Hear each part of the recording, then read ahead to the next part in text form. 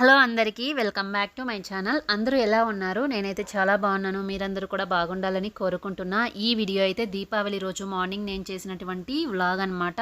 ఇది చాలా సూపర్గా న్యాచురల్గా ఉంటుంది. ఎందుకంటే నేను మా పల్లెటూరులో చేసుకున్న దీపావళి మార్నింగ్ అయితే ఫ్లవర్స్ అన్నీ కూడా హార్వెస్టింగ్ అయితే చేశాను. మీకు చూపిస్తాను, వీడియో స్కిప్ చేయకుండా చూడండి.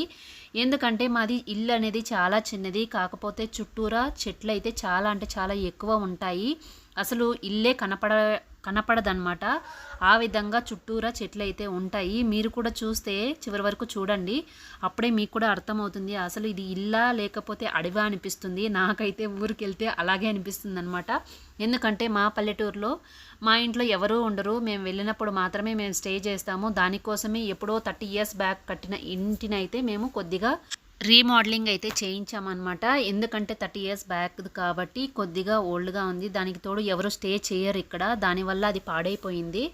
సో మనం వెళ్ళినప్పుడు అక్కడ ఇక్కడ ఉండడం కన్నా మన ఇంట్లో మనం ఉండడం చాలా ఆ ఆనందమే వేరు కదా. సో దానికోసమే కొద్దిగా ఇల్లునైతే రీమోడలింగ్ చేయించాము.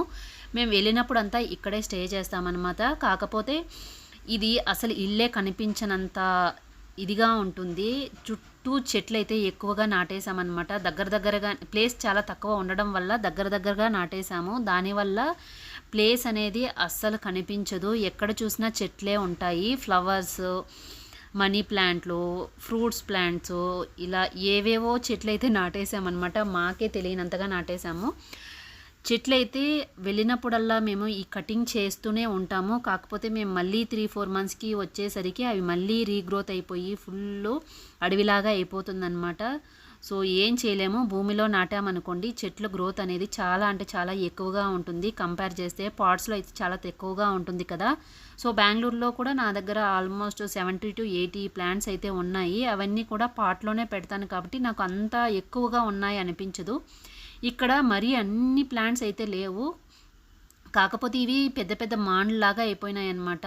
అన్ని ఫ్లవర్స్ చెట్లు కూడా పెద్ద పెద్ద మాండ్లుగా ఉన్నాయి.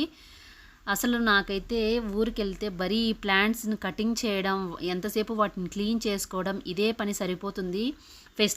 ఏ ఫెస్టివల్కైనా కూడా మేము ఊరికి ఫెస్టివల్ అనే పేరుతో వెళ్తాం, కానీ అక్కడికి వెళ్ళిన తర్వాత ఈ ఇల్లు క్లీన్ చేయడం, ఈ చెట్లన్నీ కటింగ్ చేయడం, ఈ పనికే సరిపోతుందన్నమాట. అసలు మేము ఫెస్టివల్ అనేది చేసుకున్నామా లేదా అనేది కూడా డౌట్ వచ్చేస్తూ ఉంటుంది. అంతగా అయితే తిరిగి అలసిపోతాం. అదేవిధంగా చెట్లన్నీ కూడా కట్ చేసి బరీ వర్క్ చేస్తున్నట్లుగానే అనిపిస్తూ ఉంటుంది ఊరికి వెళ్తే నాకు మాత్రం. కాకపోతే ఏంటి అంటే చూడ్డానికి మాత్రం చాలా అంటే చాలా అందంగా అనిపిస్తుంది మా ఇల్లు. అలాగే మీకు కూడా ఈ వీడియో చూస్తున్నంతసేపు మీకు కూడా అనిపిస్తూ ఉండొచ్చు, అసలు ఈ ఇల్లు పాతదా కొత్తదా అనిపిస్తుంది. అంటే లోపల చూపించలేదు కదా, అది నేను చూపిస్తాను నెక్స్ట్ వీడియోలో. అయితే దీనికి కంటిన్యూషన్ వీడియో ఉంటుంది. సో దాన్ని చూస్తే మీకు ఇంట్లో లోపల ఎలా ఉంది అనేది కూడా తెలుస్తుంది.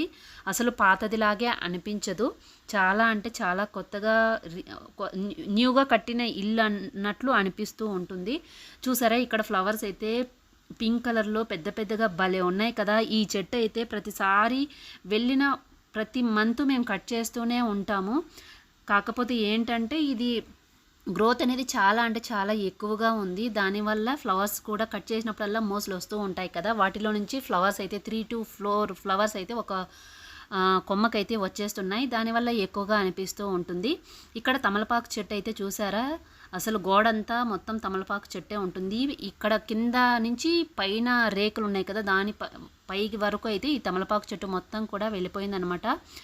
కాకపోతే ఇవి లీఫ్ అయితే కొంచెం చాలా కిందంతా కూడా చిన్నగా ఉన్నాయి, పైన అంతా పెద్ద లీఫ్ అయితే వస్తున్నాయి అనమాట. అసలు నాకు కూడా అర్థం కాలేదు. దానికి తోడు ఇంకొకటి ఏంటంటే ఒక కొమ్మలో ఎల్లో కలర్, ఇంకొక కొమ్మలో అయితే గ్రీన్ కలర్ లీఫ్ అయితే వస్తున్నాయి. అసలు మేము నాటింది ఒకటే చెట్టు, కాకపోతే ఇన్ని వేరియేషన్స్ ఇందులో కనిపిస్తున్నాయి. చూడ్డానికి కూడా చాలా అంటే చాలా గ్రీనరీగా అనిపిస్తూ ఉంటుంది. ముఖ్యంగా ఏంటంటే నాకు పల్లెటూరి ఇల్లు అంటేనే చాలా ఇష్టం. బెంగళూరులో ఉండే ఇల్లు కన్నా కూడా నాకు ఇక్కడంటేనే ఇష్టం. ఎందుకంటే నాకు ప్లాంట్స్ అంటే మరీ ఇష్టం కాబట్టి నాకు పల్లెటూరులో ఉండే ఇల్లు అంటేనే ఎక్కువగా ఇష్టపడుతూ ఉంటాను. ఇక్కడ చూడ్డానికి అంతా కూడా చాలా గ్రీనరీగా ఉంటుంది. నేను మా ఇంటి లోపల ఎలా ఉంటుంది అనేది దీపావళి వీడియోలో నెక్స్ట్ వీడియో పోస్ట్ చేస్తాను.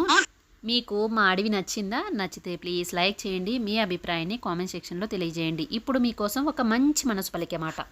ప్రకృతి అద్దం రెండూ ఒకటే. అద్దం నువ్వెలాగుంటే అలాగే చూపిస్తుంది.